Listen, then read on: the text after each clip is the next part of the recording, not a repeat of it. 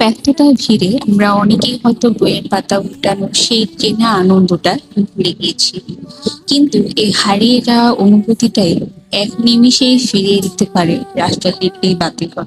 নগরীর বোয়ালিয়া থানার ঠিক পিছনে পা রাখলে আপনি চারপাশের কোলাহল দেখবেন একদম থমকে গেছে।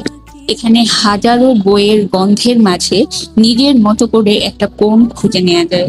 আপনি যদি বইয়ের পাতা ভালোবাসেন এবং রাজশাহীর বুকে অ্যাস্থেটিক সময় কাটাতে চান, তবে এই বাতিঘরের আলোয় একবার নিজেকে হারিয়ে যেতে দিতে পারেন। আজকের সবচেয়ে মিনি ব্লগ হচ্ছে আমার এইটা, এবং এখানে একটা কিউট জিনিস খেয়াল করবেন, এই বইটা অনলি 5 মিনিটস এর মধ্যে শেষ করা যায়। এরকম ছোট ছোট কিউট বই এখানে আছে, এবং পড়ার পরিবেশটা খুবই অন্যরকম। আপনি যদি চান, আপনি ঘন্টার পর ঘন্টা এখানে সময় কাটাতে পারবেন বই পড়ে। এবং এটা করতে শুধু মনের ইচ্ছা এবং সময়, এই দুটোই লাগে। তো আজকে ব্লগটা আমার সবচেয়ে ছোট ব্লগ, তারপরেও আপনাদের কাছে বাতিঘরটা কেমন লাগলো কমেন্টে অবশ্যই লিখবেন। এখন বাড়ি ফিরছি, আপনাদের সঙ্গে আমার আরো অনেক গল্প হবে পরে।